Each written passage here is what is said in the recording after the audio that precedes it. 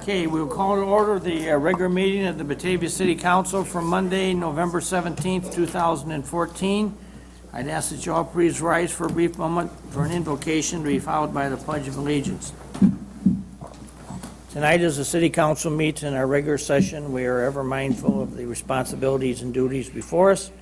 And we just ask for guidance and blessing as we act upon the items that are before the City Council tonight for action and consideration and discussion, knowing that each and every one of us in our hearts and minds is here to do the very best we can for the community of Batavia and the future of our community.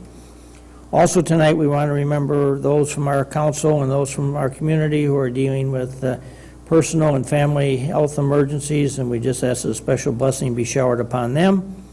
And also, as always, we want to remember those from our community and from throughout the United States of America who are so honorably serving in defense of our liberties on foreign soil, and we just ask that a very special blessing be showered upon each and every one of these men and women in their duties on behalf of the United States of America and the liberties that we enjoy.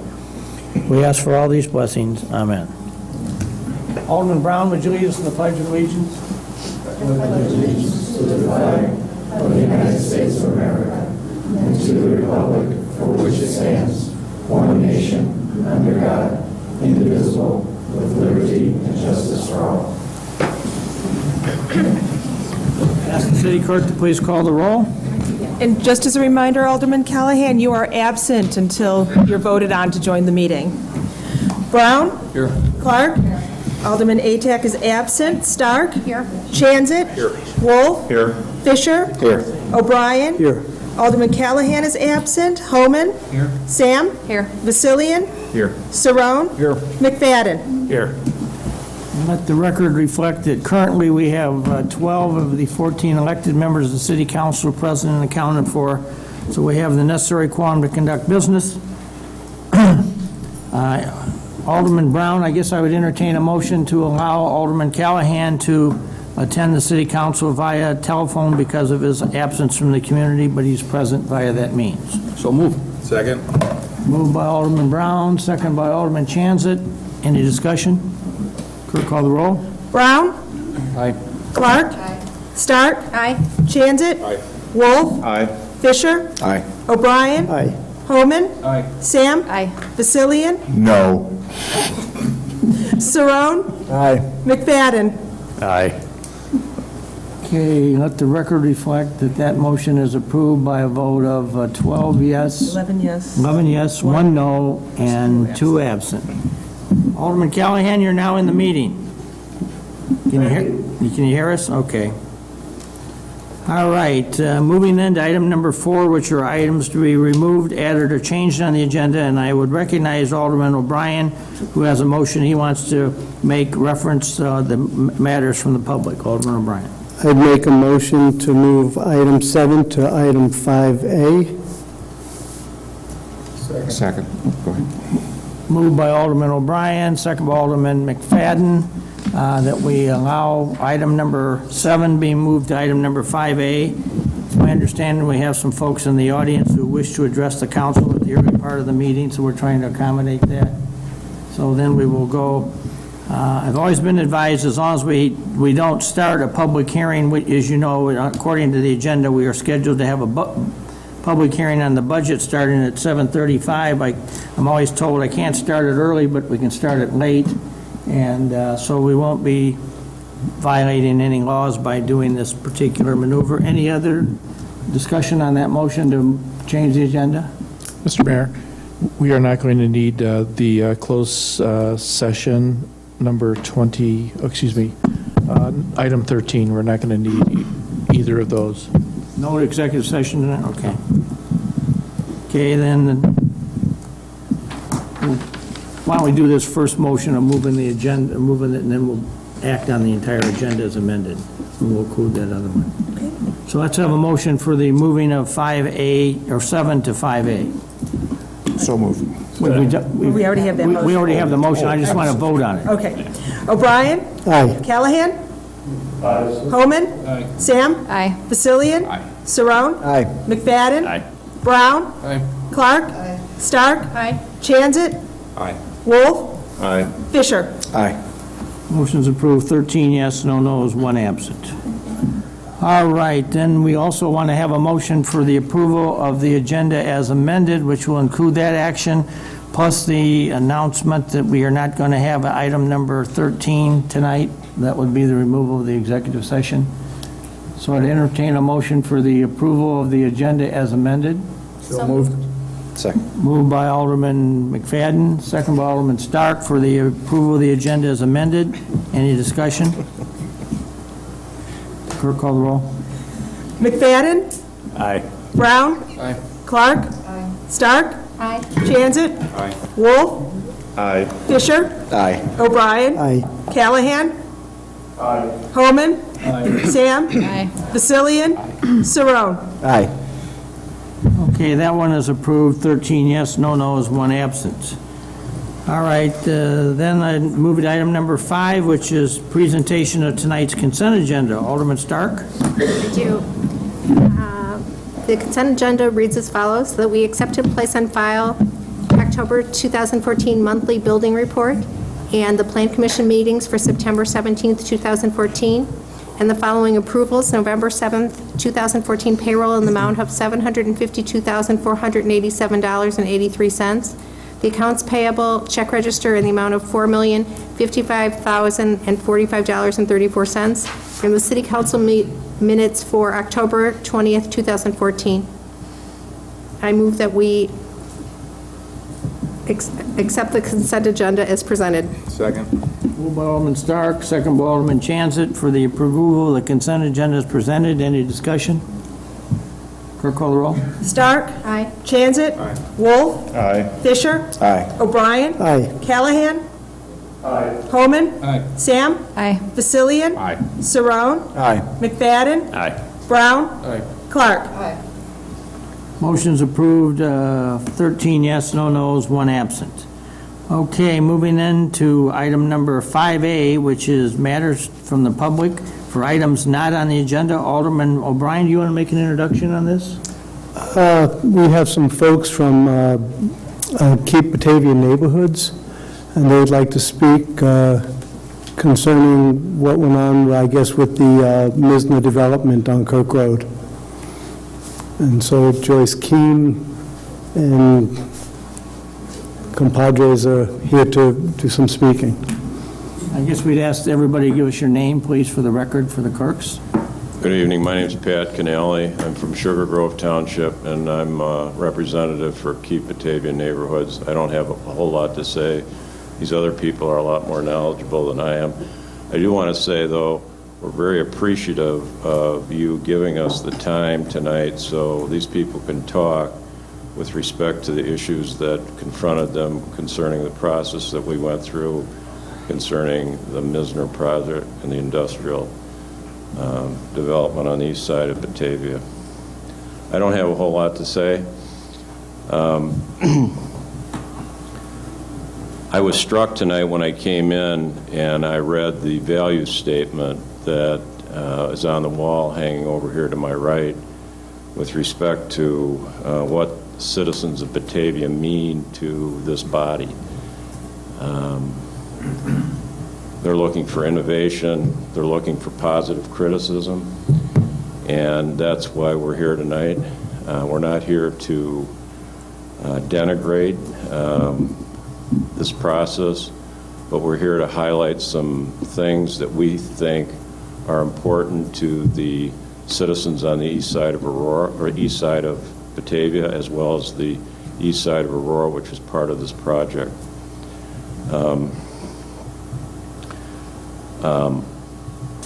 I'm a lawyer, so from a legal standpoint, I'm troubled by some of the things that I saw, and I was brought into this thing late with respect to the process that occurred. I'm not here to criticize your legal staff, but I am here to bring to your attention some matters that troubled me. Number one, we all know that a comprehensive plan is a major document for any governmental body. Luckily, some of us have been able to work hard, afford homes, buy homes, and we buy homes based on the zoning and the entitlements that the zoning give to us as purchasers of property. This government here, with a lot of vision, passed a comprehensive plan a long time ago, and my clients bought property based on the comprehensive plan that was in place at that time. I understand these things can change. We all have change in our life. In this particular instance, when the matter went to the Plan Commission, our research, and people who are going to talk here after me can tell you more specifically than I can that there were some problems with respect to the notices that were given to the residents, or the lack of notices, or affidavits that were filed with respect to the Plan Commission. And I understand what a Plan Commission does. It's a recommending body, but you folks rely on them because you empower them to make decisions or recommendations as to what they think is in the best interest of the citizens of Batavia. When you change a comprehensive plan, it's a huge deal. It's not something that I hope you take lightly, because my clients relied on the existing plan when they bought their homes, and when you change that plan, you change their property values, or you could change their property values. That's important to them, and I know it's important to you. When I got involved in this, my clients came to me and they said that meetings were scheduled, and meetings that they thought they were going to have a voice in got canceled. I don't know why they got canceled. I'm not here to criticize that, but I am here to say that when you have this many people who want a voice, who want to show some innovation, who want to be heard, that they ought to be heard. Why those meetings were canceled, I don't know. I'm also troubled by the fact, and Ms. Keene and the other people who you'll hear from tonight will tell you about the reasons that were given for the changes to the comprehensive plan after we filed the Freedom of Information Act, which you were very responsive to, and we appreciate the information that you gave us. Many of the reasons that were given to the Planning Commission were at best speculative. I don't think the developer ever really presented a development plan, and I don't think that the Planning Commission, with all respect, had all the information they needed in order to change the comprehensive plan or the zoning ordinance of the city of Batavia, because it's that big a deal.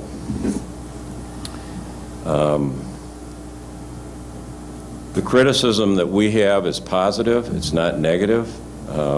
We believe in the end that this turned out the right way, but my clients have a lot to say about how this is handled in the future and how it will go forward, and whether they can work with you and you can work with them in an open way so that they can be heard.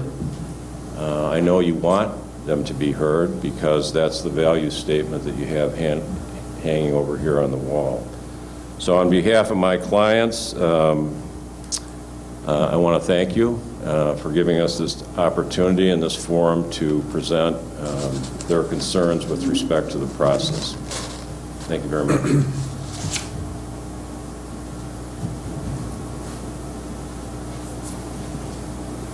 If you can all give us your name, please, for the record, for the clerk. Certainly. My name is Kim Ladone. I'm a member of Keep Batavia Neighborhoods. First, let me point out that we're not coming before the City Council to try to convince you to vote opposed on any rezoning for the Misner Group Industrial Park. We realize that this is a closed issue at this time, but rather, we come before you to urge you to ensure that city staff in the future is held accountable for their actions and performs the proper due diligence to avoid the mistakes made during the Misner Group Park rezoning application process. Let me explain. In mid-2013, a land developer of industrial parks, the Misner Group, came before the Batavia City Hall and asked if the city would consider rezoning the 55 acres at the southeast corner of Kirk Road and Wind Energy Pass to light industrial. Misner Group proposed some 8,000 square feet of warehouse distribution buildings and more than 100 semi-trucking bays. This property was and is currently zoned for multifamily, residential, and commercial use. At the same time, a City Batavia staffer contacted a resident from the Savannah subdivision in Aurora and informed him that a request for rezoning the 55 acres was under consideration. Because several homes in Savannah were adjacent to the proposed project, the city staffer assumed that this person might want to learn more about this proposed project. Curiously, the city did not contact anyone from the adjacent properties in Batavia. Consequently, because only the residents of Aurora were contacted by the city, only Aurora Savannah homeowners showed up to voice their opposition to the rezoning at the initial JCOW meeting that took place in July of 2013. Batavians didn't show up because, quite simply, they didn't know about the meeting. A public hearing to discuss this rezoning was held in March of 2014. Hundreds of residents, many from Batavia plus Aurora, showed up and stated their opposition to this rezoning. A dozen or so Batavia local business owners were in favor of the rezoning since they voiced that industrial park would consume electricity, thereby helping to relieve them of the increasing electricity costs that they are now had to pay caused by the Prairie State Energy contract debacle. A vast majority of residents at the public hearing were opposed to the rezoning. City staff continued to use the one experience from the July 2013 JCOW meeting to indicate that Batavians weren't opposed throughout their comprehensive plan review and recommendation, ignoring all of the Batavians that are opposed during the March public hearings. This flawed mentality by the city staff continued as a means to justify their error-ridden review of the comprehensive plan, which in the city staff's minds only proved that the comprehensive plan was aligned for the rezoning. After this public hearing, city staff documented in memos and meeting minutes that they recommended the rezoning because an industrial park would, and I have consume electricity that's desperately needed because of the take or pay mandates of a badly negotiated contract with Prairie State Energy, eliminate school, park, and public service burdens that would be caused by 242 townhomes. We know that Mayor Schilke stated early on that he observed that Hooverwood Elementary School was likely maxed out and it would not be favorable to put more houses onto that 55-acre site. This clearly was what the city staff used as their data about the school enrollment, even though it was an erroneous assumption. Lastly, aligned with many, and I need to repeat, many city staff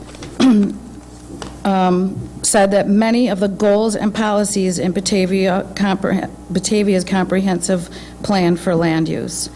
They said that this rezoning would align with their comprehensive plan. Thank you.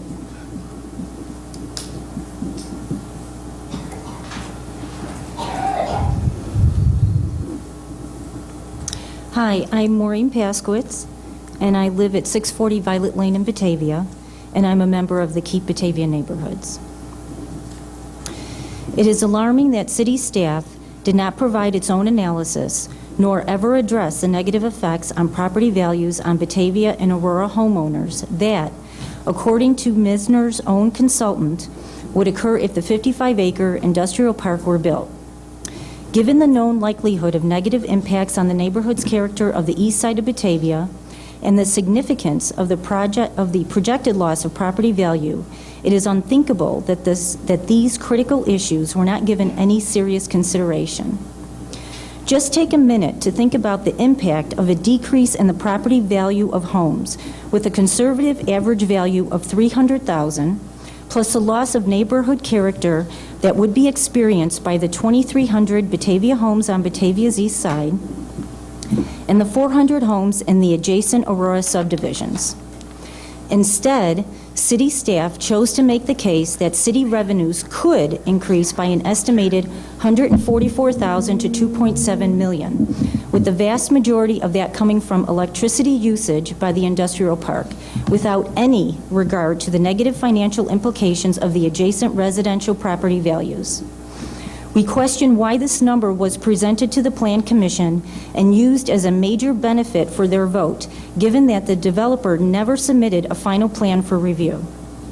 Let's assume the city estimate was correct.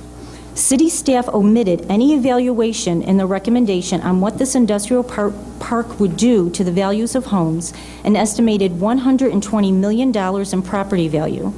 Does that sound like a fair trade? Does putting an industrial park in the middle of a residential neighborhood sound fair at all? But city staff recommended to the Batavia Plan Commission that this industrial park would be good for the city of Batavia. And the Plan Commission voted 4-3 in favor of amending the comprehensive plan to allow the rezoning. Next step, a straw poll by City Council. At that, the alderman had to go on was the misinformation from city staff. So the consensus, without any further study, was that the industrial park was a great idea. That's when Keep Batavia Neighborhoods, referred to as KBN, was founded. The Citizens Watchdog Group came together and contacted stakeholders, our aldermen, and researched every document, memo, and meeting minutes about the rezoning to fully understand the process and the rationale that led to the recommendation by city staff. In July, KBN asked City Council to grant a discussion with them at an upcoming JCOW meeting to discuss their findings and concerns. At that meeting, over 150 residents showed their support in their opposition in rezoning. Per the petition signed at that meeting, the vast majority of them were opposing Batavians. The aldermen agreed to a discussion now that residents were involved that the date was set for August 19th. However, at the August 12th JCOW meeting, Mr. McGrath, Batavia City Administrator, recommended rescinding this discussion because he said it wasn't a good idea. With this refusal to meet, it was at this time that KBN engaged legal counsel. This resulted in the issuance to the city for a comprehensive Freedom of Information Act request regarding 25 different categories of topics about what actions city staff took and what research they used to support their statements and recommendations on rezoning. What was found, or rather what was not found, was astounding. Thank you.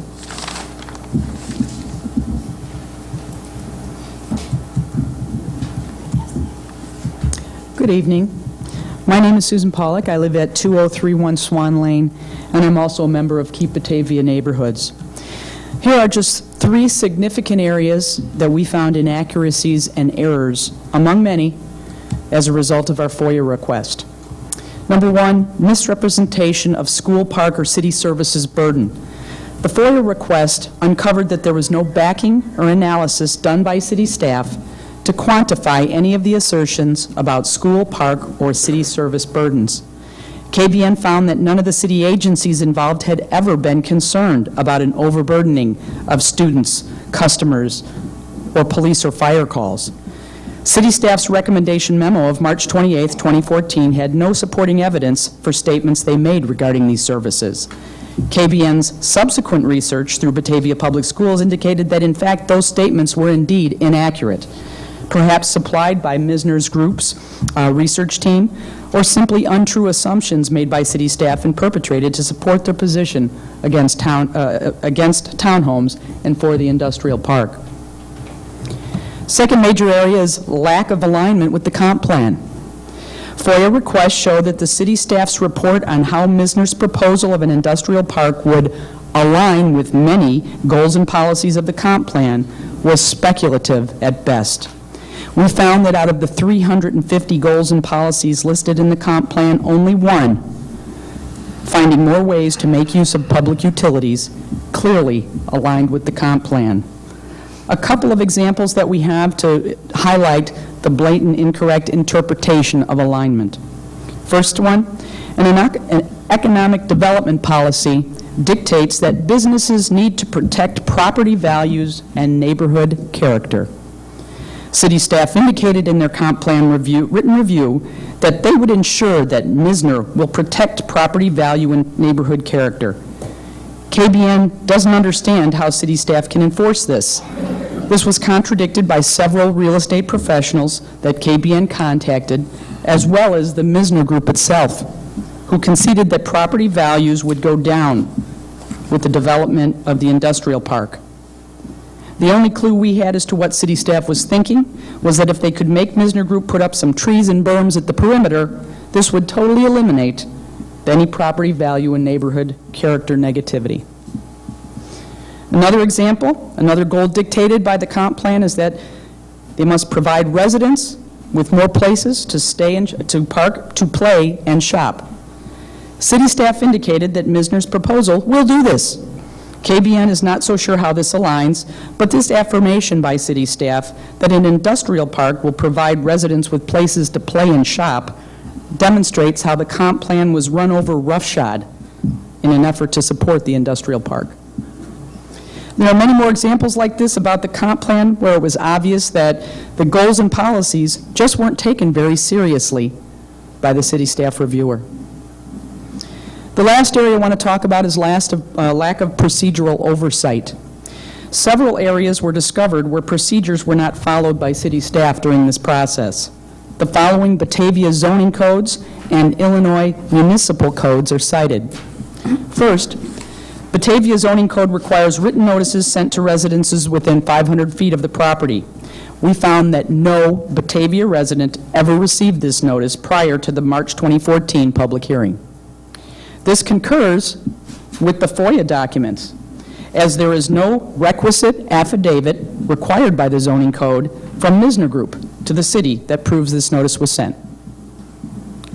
Unfortunately, KBN did not discover this blatant error in the process until September of 2014, since we didn't have access to the FOIA documents until then.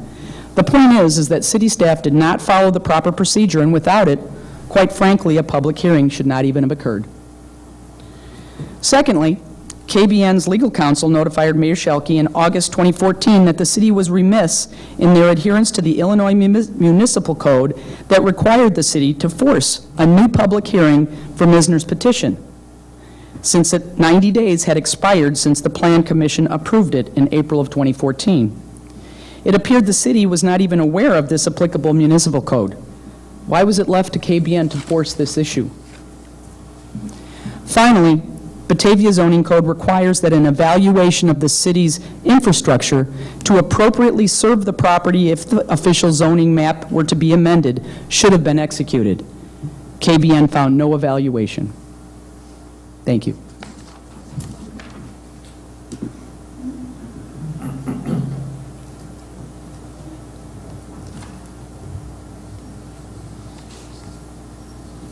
My name is Joyce Keene. I live at 2030 Wagner Road, and I'm a member of Keep Batavia Neighborhoods. First, I want to thank those residents who showed up tonight to support our presentation to you. But also, there were some bright spots. We want to thank those aldermen who took the time to understand our real issues. And I can see you. Thank you. Your genuine concern and willingness to consider our points of view are greatly appreciated. I stand before you this evening as an advocate for many Batavians who have expressed deep concerns over the way the Misner rezoning effort took place. It is with a deep-rooted spirit of respect for our community's future that as concerned citizens, we are asking what you are going to do to make much-needed changes.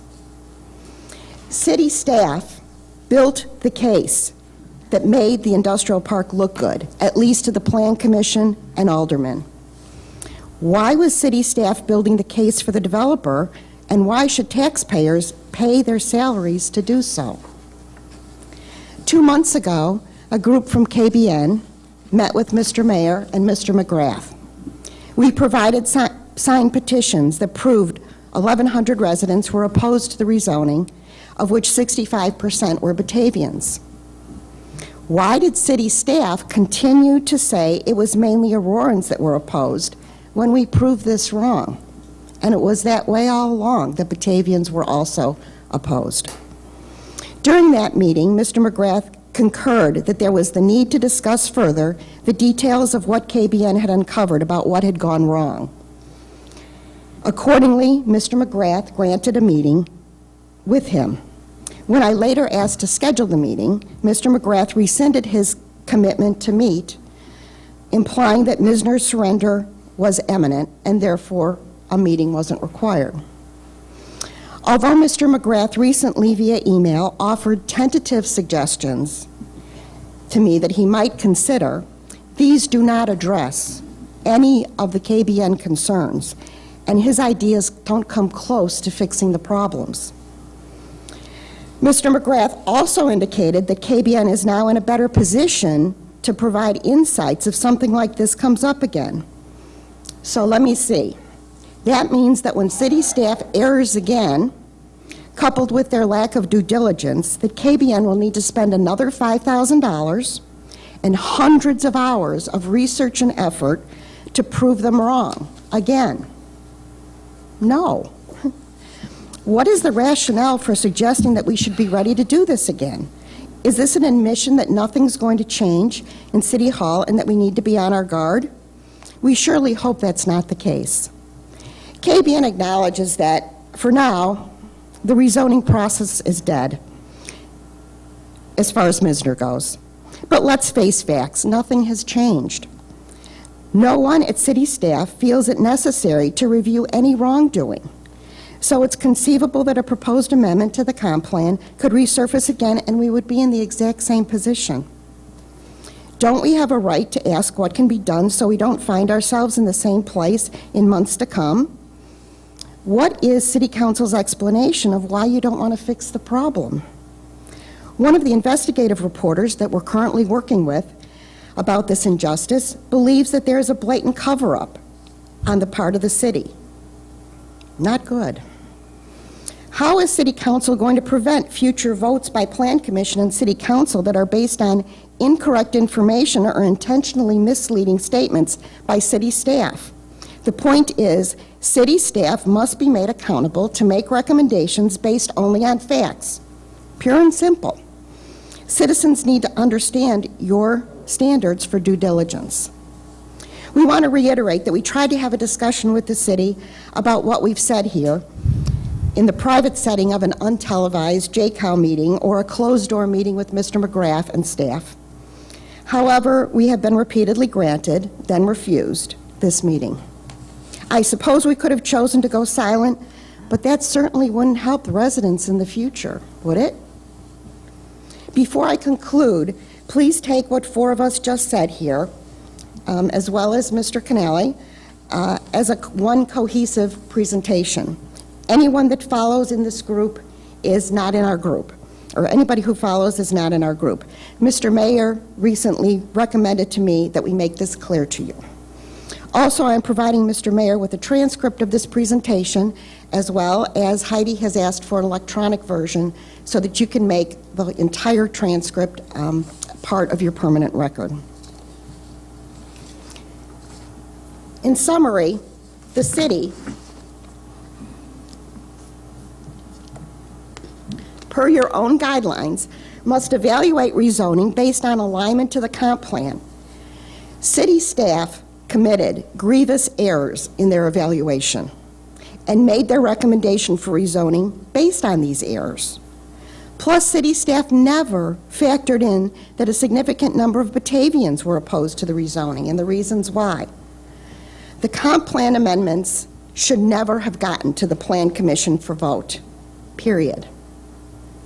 In conclusion, it is our desire and the right of every citizen to understand what you as City Council will do to ensure city staff accountability on every piece of information you get from them. So this Misner mistake, and whatever else is out there in the future, doesn't happen again. KBN will be persistent and present until City Council addresses this head-on soon and gives us the answers to all the questions posed here and the details of your plan. So I leave you with the question, what are you going to do about it? We know what you should do and would be happy to help. Thank you. Well, thank you, and certainly on behalf of the City Council, we appreciate all your diligence and your information and your insight that you've offered. Certainly, you know, at the end of the day here, this property remains a vacant piece of property. As you already indicated, it's zoned and annexed into the city of Batavia.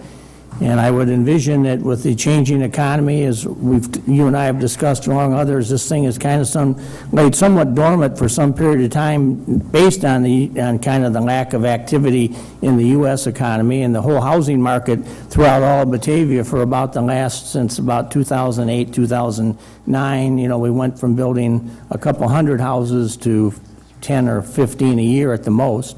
I'm of the opinion that the day is going to come, perhaps sooner than later, that this particular piece of property will be back before us with some new development proposals before it. And I would certainly hope that when that is, that hopefully, number one, the city staff and myself and everybody else that's involved here takes all the necessary notice to allow everybody in the room and throughout your whole area in the community to know what is really being proposed out there, and I am sure that was going to be the intent of ourselves. And that obviously will be subject to public hearings and plan commission meetings and meetings before the JCOW and everybody that's entitled to have an opinion. So I would encourage you to kind of, as you have just indicated, you're going to keep a watchful eye on us, and I would encourage your involvement and your input when those proposals come forth. I don't know when it's going to happen. Could be this year, could be next year, could be 3 or 4 years away, but it will happen because I think that's just the nature of the beast, and that's what's going to happen is the way of the world, and that will happen because at the end of the day, that is a nice neighborhood down there, and there was probably a lot of other people who would welcome the opportunity to join your area. So I'm optimistic, I'll end it by saying that this will be back before us for some final development proposals, and I can imagine that they will probably, at the moment, given what I detect as kind of the sentiments from the City Council, will strongly reflect what the comprehensive plan probably says should be happening down there. Thank you, Mr. Mayor. I appreciate that. But the point is that the comprehensive plan review was loaded with errors that were on the side of an industrial park. And so whatever reason that was, we don't know, but it happened. And we want the answers. We are requesting the answers, and we won't quit. We will be here, we will be present, we will be persistent until you address the questions that we've asked, and that is, what are you going to do to avoid those errors from happening before we get to a point where we need to put thousands of dollars and hundreds of hours of research into undoing something that city staff did wrong. So it's not the point about the point about whether that property gets zoned or unzoned or built or unbuilt. It's to I hope that what you heard was what we want to do is see how city staff can be made accountable. And you, as city council, have that power. That is your job. So we're asking for you to support the residents and do that. Because you put a lot of residents through a lot of anguish that shouldn't have had to happen. And that was because of it. It wasn't the fact that it was zoned or unzoned, and quite honestly, we don't have problems with Misner Group. He just came in and found some city that was willing to work with them or willing to say things for him. So that, I appreciate your comments, but that's totally not what this was about. Mr. McGrath? Yeah, Mr. Mayor, I don't want to get into a lengthy discussion. I've talked many times with Joyce.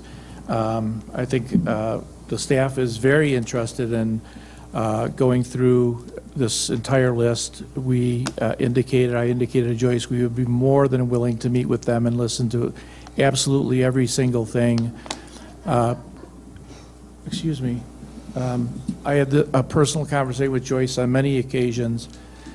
The reason that we said that we would prefer not to meet now. I don't rescind any meetings. The reason I said I prefer not to meet now is because in light of the fact that Joyce said that they had approximately 4.5 hours worth of meetings to present, that I thought that the fact that the Misner petition had been dropped, I thought that was something we had to take into account since we were going into our budgeting time of season, and there's a lot of things happening here. In fact, she said that she was pleased with some of the ideas that I sent to her about looking at our processes. I talked to you briefly in a JCOW about some of the parts of the process I didn't think were appropriate and had to be looked at. The only other one thing I would like to say is this, that it doesn't matter what the staff's opinion had been or recommendations. If the Misner Group filed a petition, they get to go to the Plan Commission. If the Plan Commission had recommended against this or for it, it doesn't matter. Misner gets to go to the JCOW. If the JCOW recommends for or against it, it doesn't matter. It gets to go to the City Council. I think you have a notion that somehow the staff has this control over the process, and that's not the case. Well, it just simply isn't the case. They certainly do, because when they go through the 350 goals and policies of the comprehensive plan and say things like an industrial park will give residents a place to play and shop, and they say things like, they say, period, that an industrial park, or they will require, city staff will require the developer to make sure that property values stay maintained and that neighborhood character maintains. They will make sure of that. City staff will make sure of that. And those are check marks to the many that the comprehensive plan adheres to or aligns with for an industrial park. We went through that comprehensive plan. One thing in the comprehensive plan actually aligned, and that was an industrial park will consume electricity, and oh man, does Batavia need consumption of electricity. So and as far as we were thrilled to get your email, Mr. McGrath, but that was because we thought you wanted us to be part of the process to help you figure this out. But and you came back and said no. So if I was happy to split up the 4.5 hours, that was just a ballpark anyway. If you want to do it 1 hour at a time, that's fine. And if you want to give me some dates, we can set those dates up. That would be great. It's fine. I never rejected. When will those dates Never be? rejected. It'll probably be after the new year. Your Honor. You know, the only other thing I'll say is you will never find a project in this town, you will never find a project that meets all 350 goals of a comprehensive plan. I think the comprehensive plan, in fact, has contradictory goals from time to time, and that's the nature of a comprehensive plan, and that's why we have a plan commission, and you have elected officials to try and balance the different pros and cons and balance the different values that are shown in the comprehensive, that are shown there. And that's why you have the process that you do. And as I say, we're more than glad to look at that process. As I pointed out to you in writing, I think there are some things that actually part of the process that the city devised to actually try to simplify the process, to make it be more open, to not have developers or citizens go through months and months and months of work if it wasn't necessary. So, and I think that maybe there's some, and in fact, you know, mandatorily requiring the developer to meet with neighborhoods is unlike many other cities. It's something we did because we thought that was important, and I think some of those things may not be working properly. So I think all those things need to be looked at in addition to the council looking at its comprehensive plan. So. Alderman Brown, did you want to make a comment? Yeah, I do.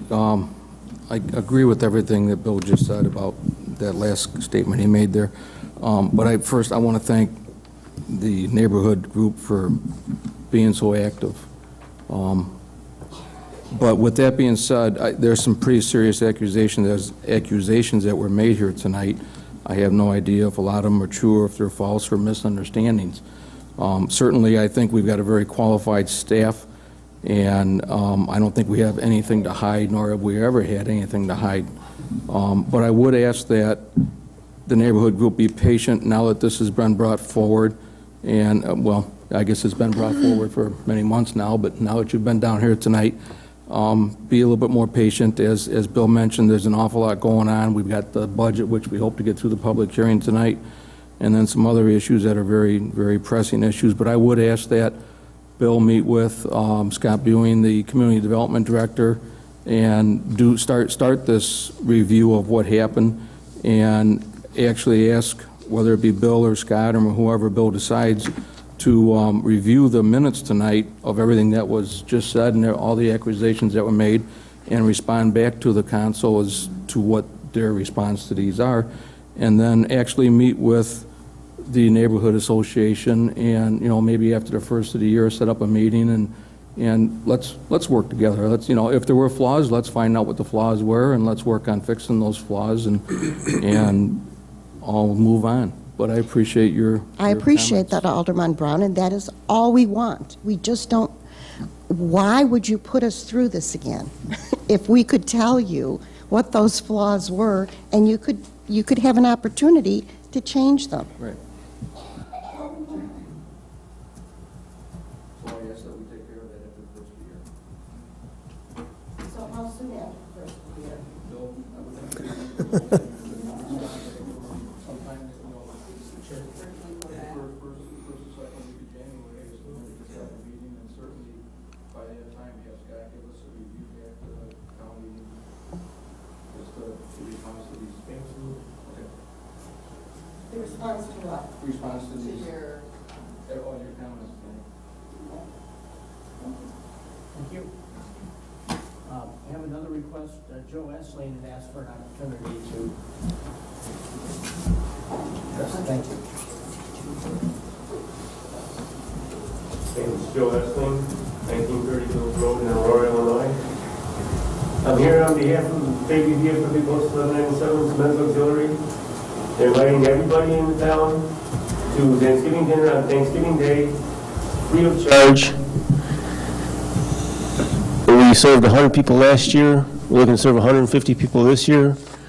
Thanksgiving Day from noon to 3, we'll be at the VFW serving dinner. Come on, one and all. Thank you. Thank you. Do I have anybody else in the audience that wishes to address us this evening for items not on the agenda? Because we're going to have a presentation on the budget, and that may take a few minutes here, so... all right, we will move then to back to the regular agenda, which is item number 6, which is the public hearing scheduled originally for 7:35 for the 2015 annual city budget. So we'll convene that.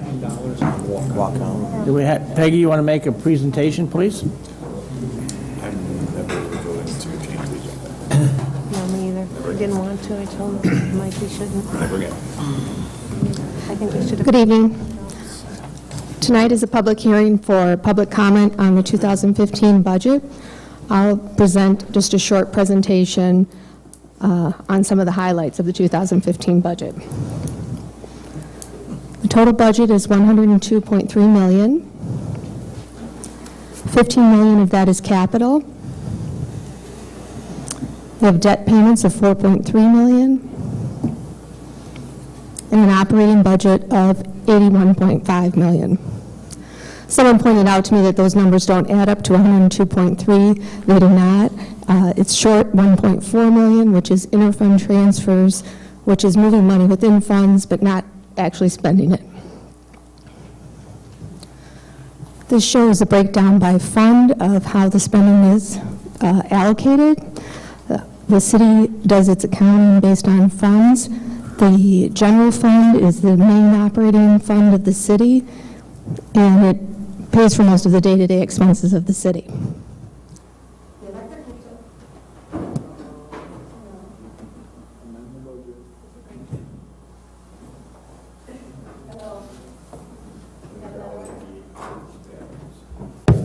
The light is on, but it seems to be loose.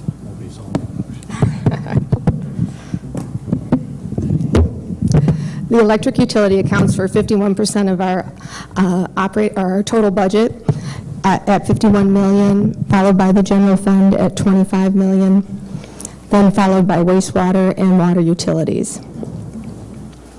The $15 million spending in capital is broken out by the electric utility spending 2.9, wastewater has the most spending at 3.9, and the TIF funds at 3.3, and other capital projects at 2.2. The good news about this budget is that the property tax levy is going to be brought forward to the City Council with no recommendation for an increase. It actually will be a decrease. We have some bonds that will be paid off this year that we will not be levying for, so there will actually be a reduction to the property tax.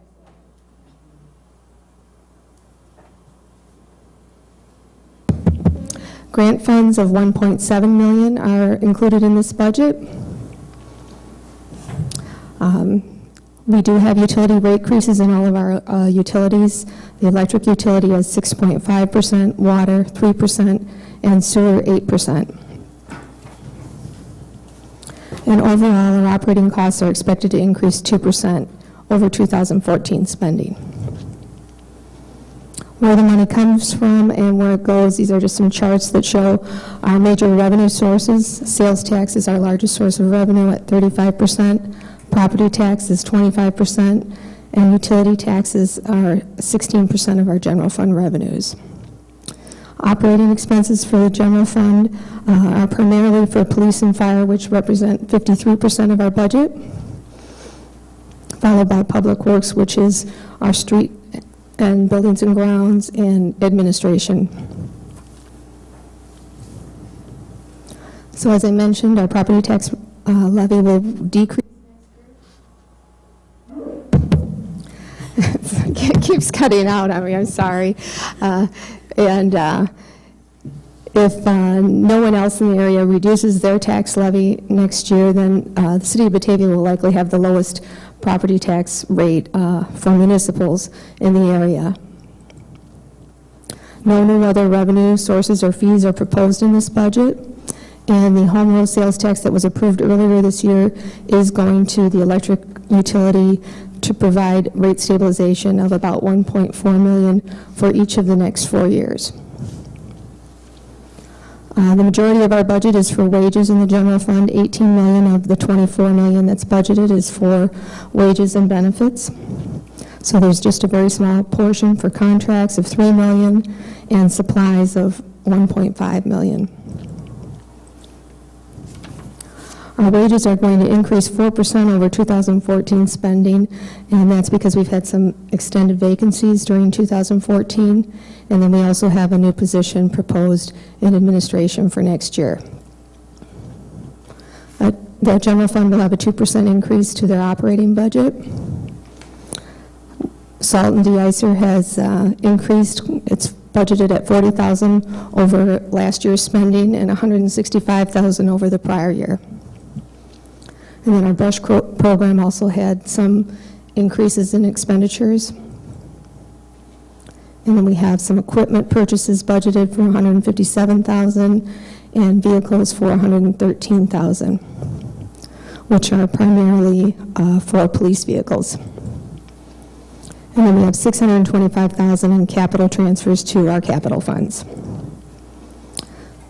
The electric utility has a $52 million budget. $2.9 million is for capital. The majority of the capital project is for a transmission line along Fabian and Western Avenue to be replaced. Nearly $42 million of the $52 million is for power-related costs. And the operating costs have just a 1.7% increase. We have debt payments of $1.7 million in the electric utility. The rate increase that was approved by the City Council earlier this year is residential rates will increase 6.5%, and then commercial, for small commercial buildings is 3%, and commercial lower size is about 7%, and the large industrial is about 5%. The water utility has a $5.3 million budget. $1.3 million of that is capital. The largest capital project is to replace the water main on Maple Lane. We have $900,000 in debt payments and a 3% increase in our operating budget. And then there is also a 3% rate increase that was approved in a prior year. The wastewater utility has a $7.6 million budget. Of that, $4 million is for capital to begin large-scale improvements at the wastewater treatment plant. They're projected to have over $21 million in capital improvements over the next 5 years there. Currently, there's only $900,000 in debt payments, but that will increase as we will have to borrow funds to fund those improvements.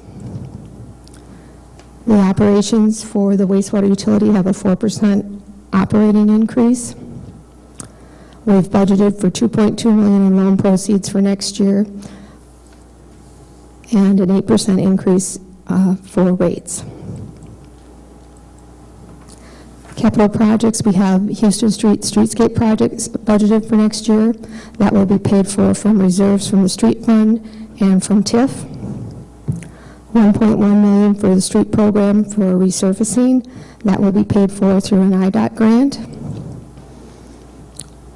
$565,000 for improvements here at City Hall to begin the window replacement project, an elevator upgrade, and some security improvements.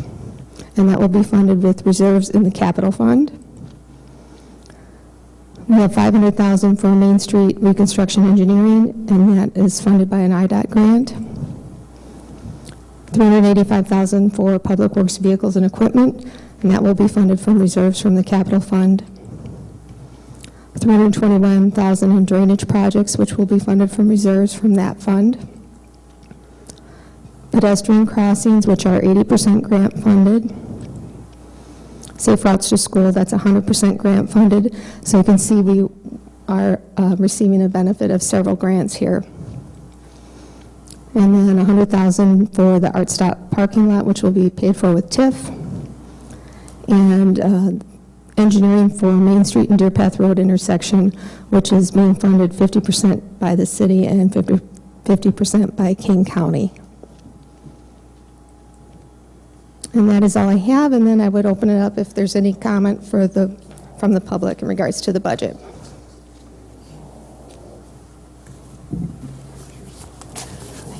Okay, this is a public hearing. Does anybody in the public wish to ask any questions or make any statements relative to the budget?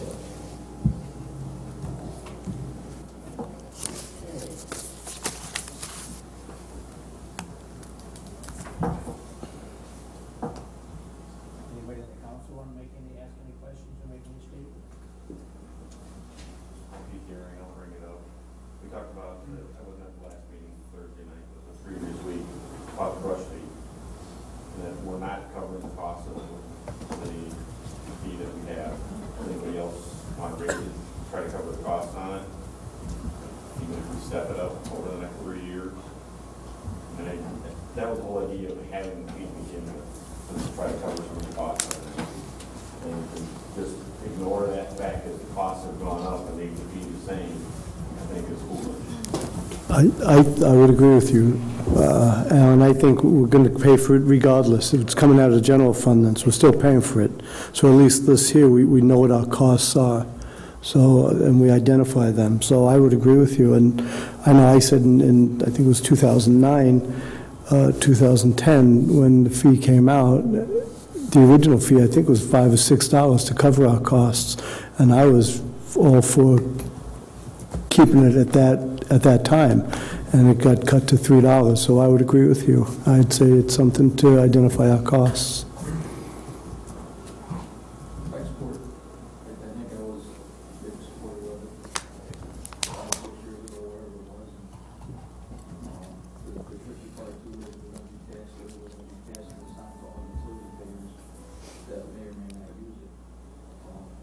So it's kind of one of those fuzzy areas to touch, but it's not that large of a fee, and it does take care of the problem citywide, so I would support it. It's a social cost. I mean, police and fire is a social cost. And it's a service, I think, that is, regarded as something that people appreciate and they desire in the city.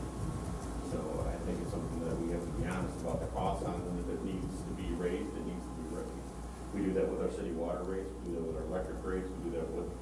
everything else, why do we ignore it on this one? I agree with it being a great service. I agree with the community, and, likes it. I don't want to take it away. We have a budget in the black. I don't think we need to do it this year. I think we should have done it when we were running in red. And we didn't. I mean, we imposed the one-time fee. I don't think there's a reason to raise it this year, and I would not support it based only on that.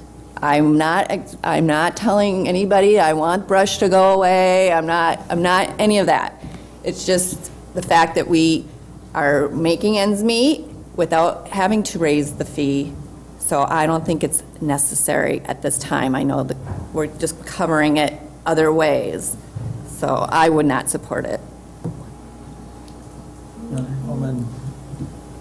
I talked with several residents over the last week about this specifically, and a couple of them actually sought me out to address it, and they are all in favor of, I mean, they said if it has to go up, it has to go up, and they really don't see it as that big of an issue. And I mean, knowing what I know about how tip fees work and things, and having customers that take brush and leaves and things into their facilities, if you were to fill the back of a pickup truck with your brush and your leaves and you were to roll into one of these facilities, at minimum, they're probably going to charge you $50, if not $75 for that one time just to dump your stuff. So this is probably quite economical for those people that do have leaves and tree branches in their yard. So I need to make a motion to... Oh, you know what? Let me weigh in. Okay. Because I was about to support you, but I agree with Lisa. You know, right now the budget's set. I think if we maybe look at raising it $1 each year over the next 3 years after this one. The cost did go up substantially this year, so we need to be aware of it. But I typically like to be against any kind of cost of living increase if we don't have to. So when you look at our balanced budget, you look at every one of those things that's coming out of reserves, reserves aren't going to be there forever. Right, and I think we can't ignore it. Phase it, over the next few years, maybe $1 a year for the next 3, 4, 5 years, whatever. Maybe you can fill me in again, Maggie, on this. Is it $2 would cover it. $2 would cover it, and if we did $1 a year, we'd just be lagging behind a year before we get to cover it. I'm sure the cost will go up every year. Yeah. But I think to Ellen's point, it's coming out of reserves. So it's not like the budget is truly balanced if we weren't pulling money out of reserves. So it's a balanced budget if it's like taking money out of savings. So I would prefer to just bite the bullet and raise our fees. But our reserves are meeting our requirements. We're not depleting our reserves below our policy level. So it's just a way of giving a break to our residents. But each year, those reserves shrink in the amount that we have. Let me just They clarify. get replenished also.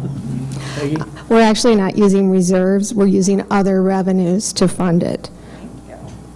Because we have a balanced budget, we aren't dipping into our reserves. So, Didn't you just explain on 6 or 7 of those items that there were reserves covering the costs? those were in our capital funds. So I was talking about how the capital projects were being funded, either it was through reserves or grants. But our general fund, and I should have had a slide on this, I apologize for not, we have a surplus budget of $1,290 based on our projected revenues and expenses. So we are in the black for next year without any revenue increases. But I just wanted to clarify that we weren't using reserves, it's just other revenue sources, which may be sales tax or some other fine or fee or something is going to cover that. Yeah, I think some of you were at the chamber thing last week when that first slide I showed the comparison of the municipal property tax rates in the region that Peggy had been so kind to put together for me. And on that graph, it showed that Batavia and Geneva were within a half a cent of each other, and that rate that we were, it's around 73 cents per $100 of assessed valuation. We were by far the lowest in the Fox River area, I guess I would describe it. And I would suggest to you that if we put ourselves out there and compared us against the other 272 municipalities in the 6-county area, that tax rate would still put us in the top 5% of the lowest tax rates, municipal tax rates in the entire region. I mean, I talked to other mayors in the area, and they all asked me with great wonderment how we are able to fly that tax rate at that low amount. I mean, many of them are double, if not 1.5 times what we're paying in Batavia. So, we do have, in the context of things, although when people get their tax bills, because there's a lot of other governments that are on that tax bill with us, their bills are pretty high, but the cities could make it a lot rougher on folks if we weren't as low as we are. So I take great pride in that from the perspective that thanks to sales tax specifically, we've been able to kind of stay ahead of the game and keep that property tax rate fairly low for everybody in the region. And just like Alderman Holman, I've had people tell me in the last week or two, since this has been somewhat of a discussion, that, this brush pickup thing is something they all want, and it is regarded, and I thank Alderman Holman for bringing that example out, that if you load your truck up and take it to the landfill and want to dump it, you're going to get charged a heck of a fee over what you're paying on your monthly bill for brush pickup in the city of Batavia. So that is a good deal. I guess the one concern I have is that, down here every day, I see all these people coming into the city wanting to pay their utility bills. And, there are some people in town that are really just getting by and are really, still under the impacts of the downed economy and are having a little bit of a struggling time, although that number seems to be a little bit less than what I've seen previously, but those folks are still out there. So, if we can kind of cut some slack for another year or so, I would think it may be in the best interest of a goodly number of people, not a huge amount, but a goodly number, and that we should, I would encourage us to follow the advice of our city finance department, which I think does a really great job of keeping an eye on what's going on here, and that we don't, go off crazy one direction or another here, because I think Peggy and her staff have done a great job of really keeping us on track so that we don't go off into some dark direction someplace. So I appreciate the good efforts that the finance department's put on. You want to churn on to that, Alderman Brown? I would just say, as I said, I would support the rate increase for the brush and leaf pickup. However, in the whole scheme of everything, it's this much. How much is it? If we were to raise it $1, 40,000. Yeah, I mean, It's $45,000 for every 50 cents. It's this much out of this $102 million budget, and in lieu of the fact that we've had so much conversation about it here tonight, probably more conversation than we had about the whole rest of the budget, I would suggest that we just leave the budget alone as it is. The mayor brought up some very valid points. Leave the budget alone as it is, but yet next year, maybe a month before the budget starts rolling out, maybe bring the committee, whoever the committee is at that point, up to speed as to whether or not maybe they want you to include it in on next year's budget, so it's, so you know what their intent is. But I would say let it go this year. Alderman Clark? Peggy, the rate increases in the utilities, this is the third and final year? It's actually the fourth year Okay. of water and sewer rate increases that were approved. We have rate studies underway for water, sewer, and electric to let us know a little more long range if we can be done. I guess, we are those fees are going up on the utility bills already for this budget, and I was just curious if any of them were going to be stable next year, because then it wouldn't be a double hit if we wanted to start looking at brush next year. At least we wouldn't be doubling up on increases. We can probably say for sure that wastewater will have a rate increase because we know they have substantial, not expansion, but rehabilitation and replacement of equipment and processes that they're improving there. All right, just a thought. But Other comments or questions from the city council? Alderman Jansen? I just would want to reiterate some of the remarks I made at the previous meeting, that in the last 5 years, I know we are down quite a few staff members, and I would hope that in the future budgets, we can look at trying to return a few people to our staff. As I walked the neighborhoods, talking to neighbors recently, people tell me that they're satisfied with the services that they receive. They find a value in what the city provides for them, and I think it would be great if we could return some of those staff members that we either had to let go or did not replace. And I want to thank you for your comments last week about what the folks had told you about the electric utility, because after you said that, I subsequently have had like 3 different people talk to me in the past week and make the same comment, that they're very thankful for the high reliability of the Batavia electric utility, and that they had told me some horror stories of sons and daughters that live in neighboring communities that, you know, had outages on their electrical power for 18, 24, 36 hours, and were waiting for whatever power source to come back. And that when we had that pretty significant disaster on our line out there on Western Avenue last year, that in most instances we had over 90% of the town back, or the ones that were out there, within 8 hours of down, and there was just a handful of people that were out for till the next day. So everybody seemed to take notice of that and was very appreciative of the high reliability and the support factor that they get from the Batavia electric utility. Because if you saw that Western Avenue thing, that was a real damaging situation out there, and they really rose to the occasion and rerouted things and got things redirected so that we had a whole bunch of people back within 2 or 3 hours. And I think a lot of people thought they were going to be out 2 or 3 days. And so, you know...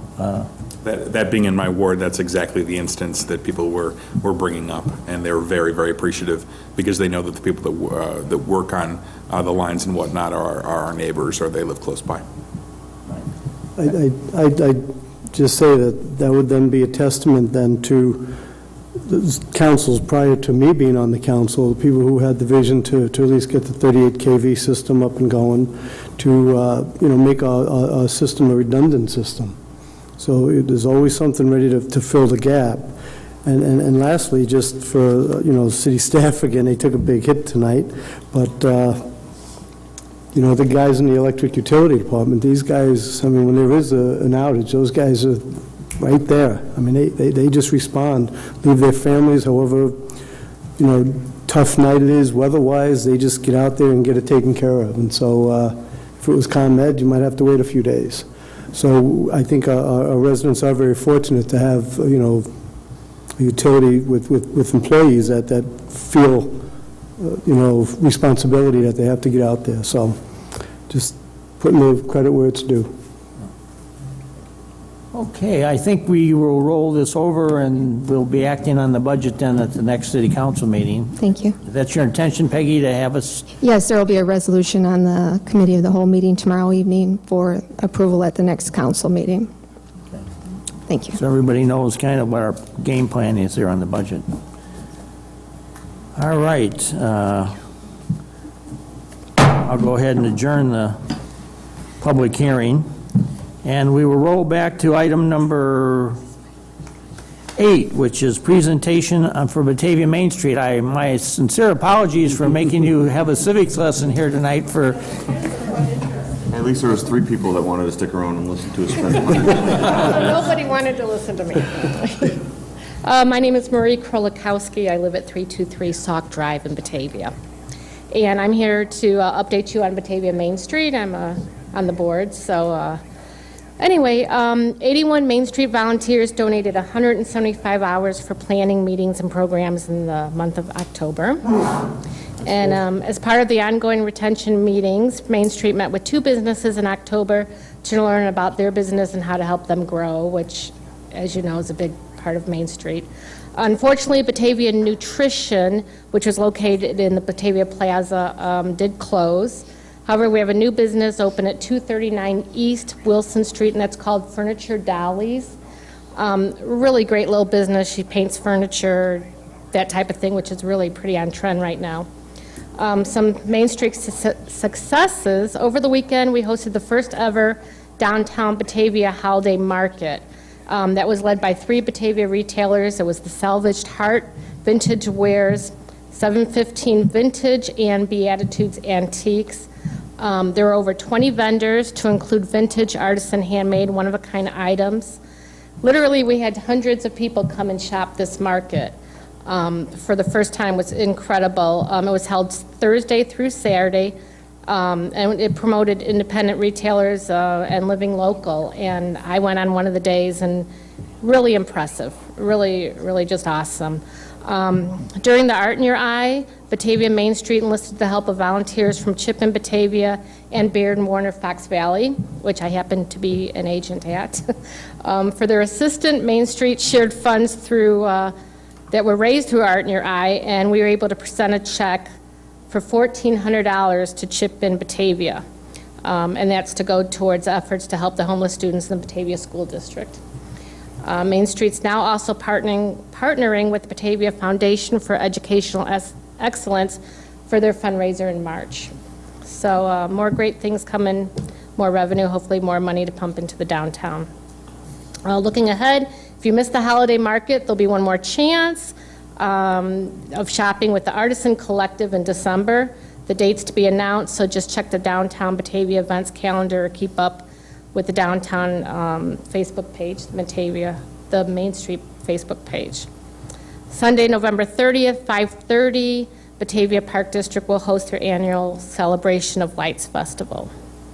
And so that's obviously come out, Santa lights the tree, free hay rides, community sing-along, walk around the river walk, see all the trees that are decorated. And Saturday, December 6th, 8:30 a.m., you can continue the holiday tradition by going to the East Side Community Center for the holiday breakfast with Santa, where he will be giving out presents. This is prepared by the Batavia Lions Club. And breakfast is pancakes, sausage, eggs, fruit, coffee, and other refreshments. Thank you. Thank you. Appreciate the good continued efforts of Main Street. And I also attended the market, and I was very impressed by what you put together over there. And Joy and her staff and the 3 dealers in town that put that together, they're really to be commended for putting together some. I assume you're going to have people wanting you to do that again next year. Anything in a bigger location. Okay. Yeah. Very good. All right. Administrator's report, Mr. McGrath.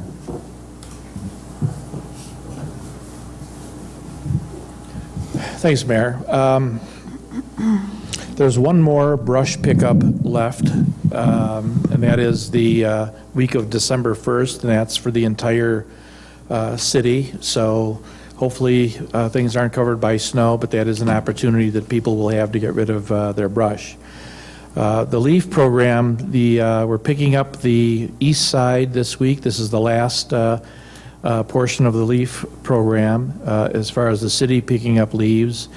After this time, for the rest of November, you can put stickers on lawn bags, and Advance will pick those bags up during November. In December, Advance will pick up lawn bags for free on your regular garbage day if you put your leaves out there for them.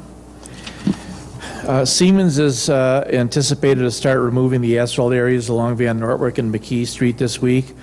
After the pavement removal is complete, parking will be available as parallel parking on Van Nortwick or at the city municipal lot on the south side of Wilson. We're still talking with them about finding out when their environmental examination is going to be done. It'll give us a better idea as to when demolition is going to occur beyond the portions I talked to today. If they do get an okay, they've told us that they're planning on going ahead in January and move right through. The city has contractors in town working on sewer manhole rehabilitation and water valve maintenance, so you may see some manholes with red spray paint around them. That you'll know there's some activity to look at those. That program is part of those repairs are part of an annual program to ensure the reliability of the program. And this year, we're spending about $450,000 worth of improvements to manholes and pipelines. In addition, water valve operating and leak detection survey is completed on a 3-year cycle to ensure that our crews can shut down the water mains during emergencies. They have sensitive listening devices that detect underground pipe leaks. This also helps us to, when we identify these leaks, we're also able to eliminate unnecessary waste of drinking water. So every once in a while most of these take place in streets, parkways, and occasionally in backyards, there are times when we have to go into people's backyards, but contractors, trucks, and crews are easily identifiable. Contractors are required to knock on doors or place door hangers whenever entering people's yards. And lastly, we were informed this afternoon that Chief Dykey has been named president of the Metropolitan Fire Chiefs Association of Illinois. He'll be sworn into the office in December. This is a position that's the result of a vote taken by all the Chicago Metropolitan Fire Chiefs, and is a really great honor, and I couldn't be happier for Chief Dykey. So that's all I have this evening. Any questions of the administrator? You know, one question, I guess, let's ask it here publicly. On the Siemens property, as I'm aware of it, there's 2 ownerships out there on that property. Siemens owns the locations where the buildings used to be, and the parking lots are owned by other folks. I mean, is there an expectation that we're going to do something with the parking lot? My expectation is that it's being leased by Siemens, and unless they have some other use for it. I mean, they're continuing to pay for it, but unless they think they're going to have use for that parking lot, as far as I'm concerned, the parking lot needs to go as well. It's under their control. I don't think the fact that there's another owner has anything really to do with it. They put the improvement in. I'm certain that the lease says that once they're done with the lease, they've got to take out any improvements. So that's our plan.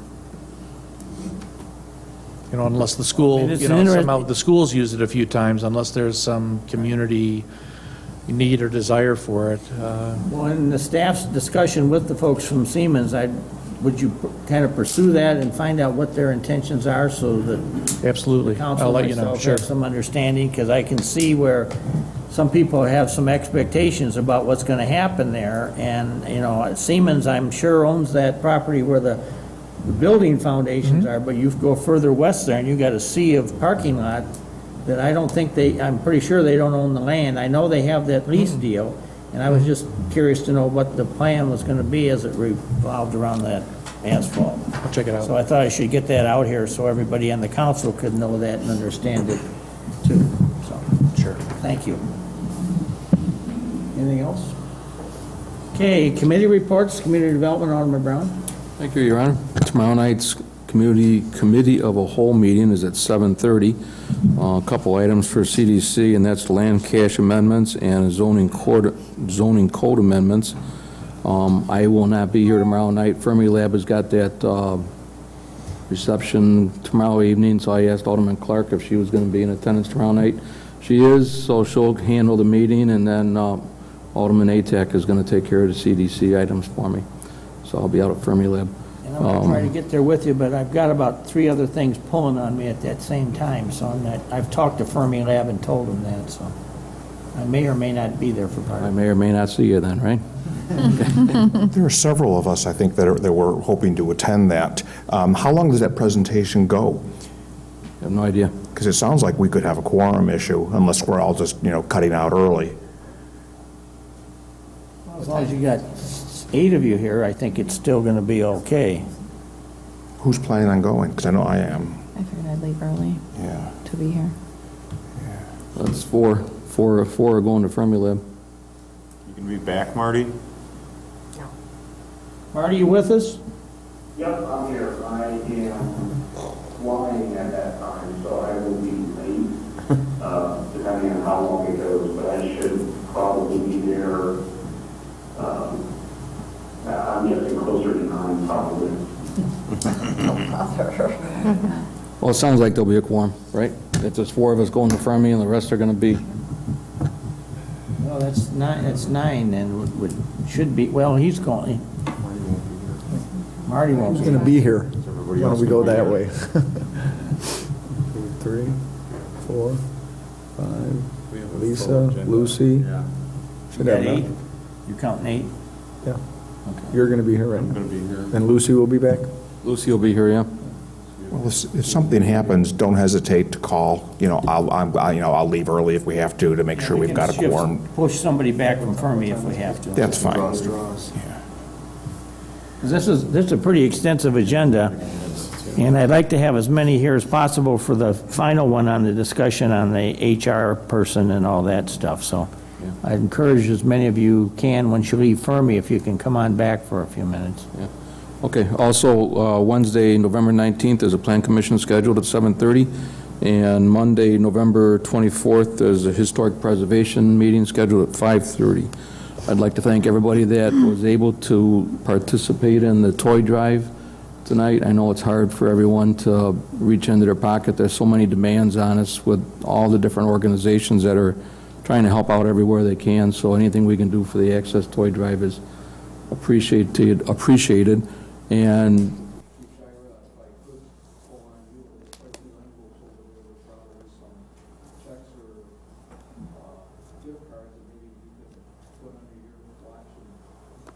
Put it to records desk. They are collecting for that as well. Yeah. Okay, thank you. Go ahead, public utilities, Alderman Clark? 2 items on tomorrow's agenda, power agreement, and there's a great discussion. That's all I have to report. Administrative services, Alderman Stark? Tomorrow night, we have the Water Street Studio loan forgiveness on the agenda, budget amendments, 2015 budget, 2014 tax levy, SSA number 30 levy for Main Street, and the health insurance plan. And then on November 25th, we have a discussion on wage and salary review. City services, Alderman Wolf? Thank you, Your Honor. Tomorrow night, city services portion, we have city hall inspections, city hall stairway, SSA levies, there are 6 of them to talk about, driveway permit discussion, and course accessory purchase.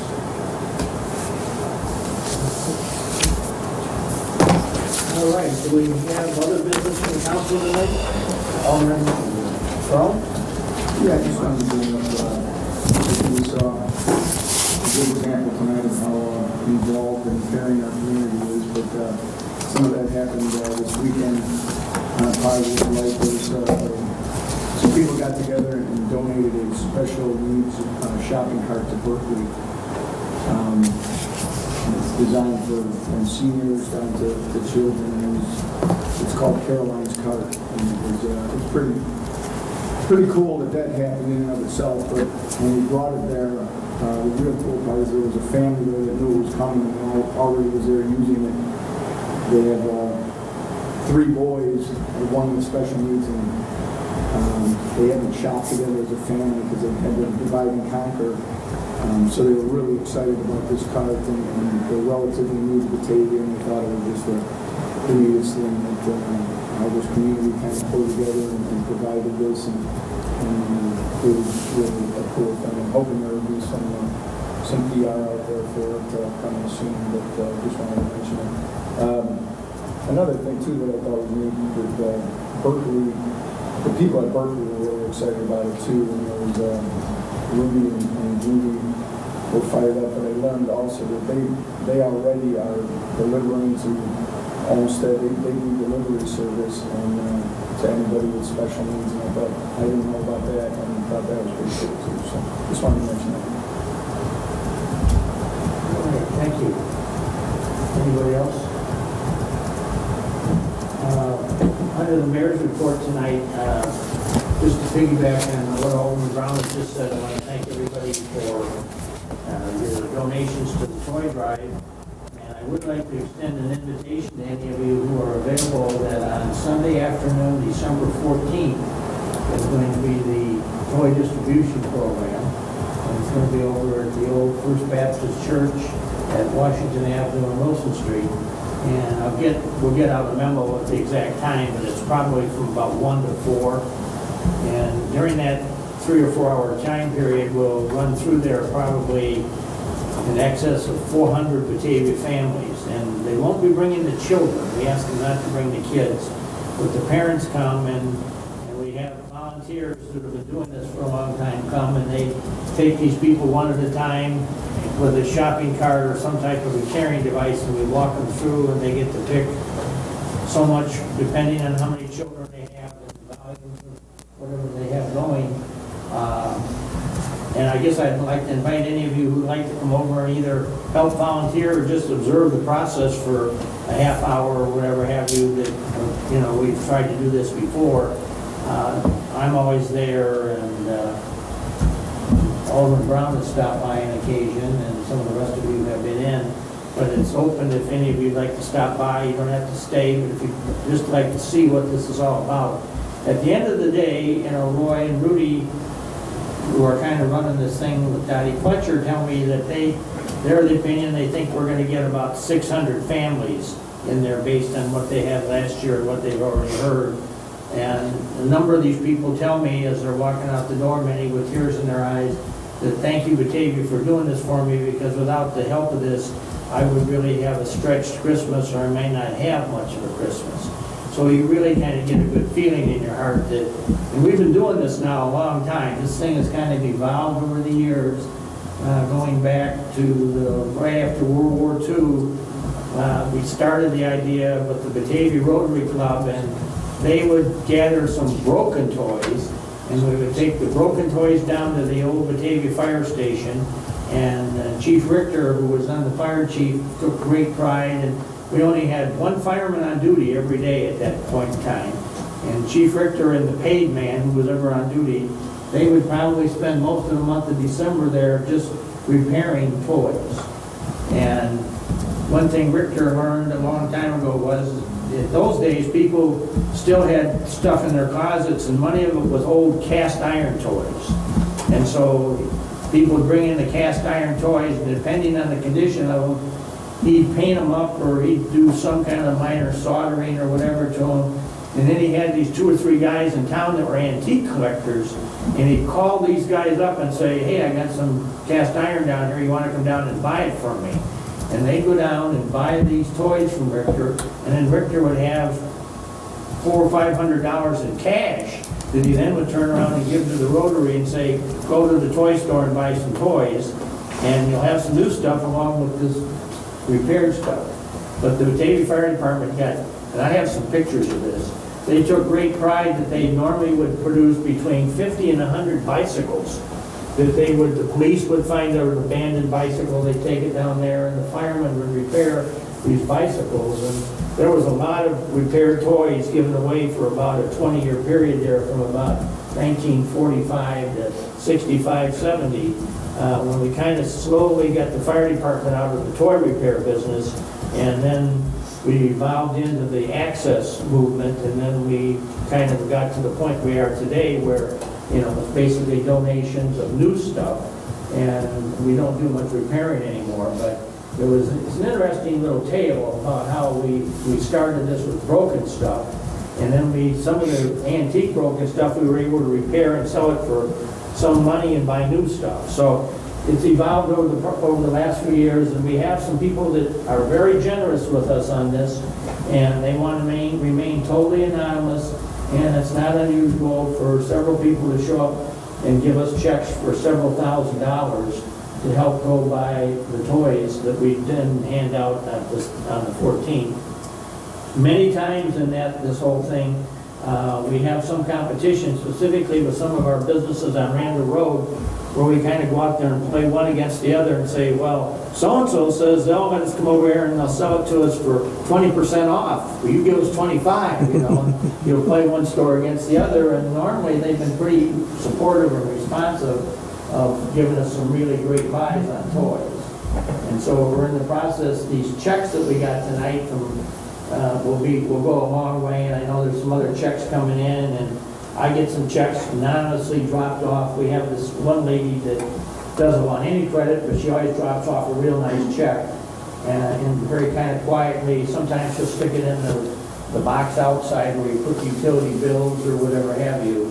But obviously when you open it up and see who it is, you know the check's there, but nope, I don't want any publicity, I don't want anybody to know I'm doing this. And it's very nice, and I think there's a lot of people in town that get a real good Christmas feeling by stepping forward and helping out. And then certainly both the Batavia Police and Fire Departments have been really good supporters of this thing, and people can drop off, checks and new toys at the fire stations, or they'll come in the police department and drop off stuff. So as Chief Shira says, he's a collection point, and so between the two of them, we do a lot of collecting with this, and that's all donated on the part of the city. And I know we've had city employees in the past that have stayed after work when they're done working, and they'll load up a city truck and take it up to the Baptist church or whatever have you. So there's just a lot of really nice, positive things done here on the part of the city staff and our department heads and everybody that's kind of helping to push this thing together. And at the end of the day, when you see 600 families walk out of there, and we know now that we can't get everybody on the Sunday the 14th, there's going to be a certain number that are going to be working or haven't heard about it or whatever have you. And we do make them come in with some proof that they are a Batavia connection, a Batavia resident in some form or fashion. And through the churches and the schools and some of the other agencies that help some of the folks in town that are under some stress, we do send them a letter and say you're invited to come on over if you want to. And some people have come back and said to us, well, thanks for the letter, but I can take care of myself. I don't need to have you give me anything. And that's been good to see that that's also happens on occasion. So there's a real positive story that comes out of this whole experience.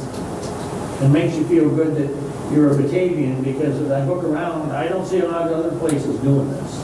And most everybody else depends on the Salvation Army or the Toys for Tots or the Marines or whatever. But Batavia has this kind of one special little thing going here. And we have the Batavia Access Committee that kind of oversees this. And they're down to really, right now, they're carrying two missions in town. They do the toy drive at Christmas and the 4th of July fireworks on the 4th of July, and that's the two big things they got. And I'm going to be putting the thing in the next Neighbors magazine that we're going to host a little meeting here sometime after the first of the year, and we're going to invite any resident of town, new or old, young or old, whatever, who would like to step forward and help out with some of these good causes, that we're going to try to increase the participation and the membership in both the toy drive and the fireworks. And there's a couple other projects that we have up our sleeve that maybe we could seek some community support and action for, that would be just goodwill efforts on the part of the community of Batavia. So I'm sharing that with you with the idea that maybe you know some folks in your ward, and every now and then I'll get an email or a note from somebody and say, I really would like to do something to town, but I don't know what I'd like to do. Is there a good cause I can get myself? Well, we're going to have some opportunity for people to get involved in good causes. So if you've got a neighbor or a friend or somebody that would like to step forward and just kind of get involved in fireworks or toy drive or maybe some other stuff we're going to try to do. Access, it was created many years ago by the city council, and the backbone of the Access is that we cover it with an insurance policy. So if something happens, there's some coverage and there's whatever, so we give this thing a little standing, and it's approved by the city council, and we do some nice things with it. And as a result of that, we really hope that some stuff is very positive for the community. So that's my speech. Anybody got any questions? So no further business. Alderman Brown, I entertain a motion for adjournment. Second. Moved by Brown, second by O'Brien. Clerk, take a voice vote. All those in favor? Aye.